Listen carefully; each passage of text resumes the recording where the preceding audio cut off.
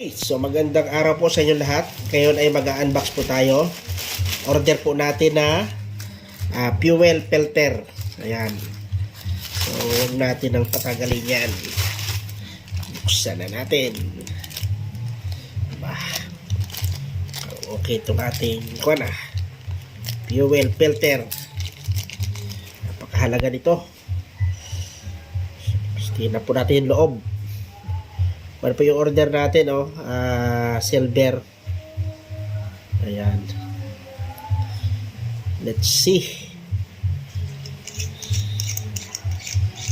Ayan, may thread po siya, no?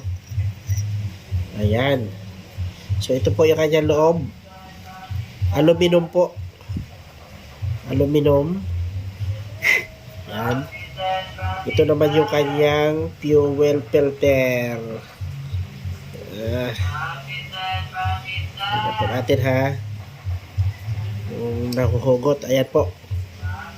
Nahuhugot po siya. Mayroon po siyang o-ring sa loob. Ito. Mayroon po siyang o-ring sa loob. Para hindi talaga makatakas o tumagas yung ating fuel. Ayan. Tapos meron din ditong gasket. Ayan.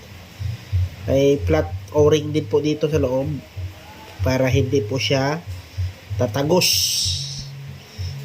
Balik po natin. Ayan. Binalik po natin yan. Ganyan po yung mangyari. Ayan. Tapos dito. Ayan. So maganda to. Para sigurado tayo, syempre, lalagyan natin ito ng tiplon. Para wala talagang tagas yung gasolina natin.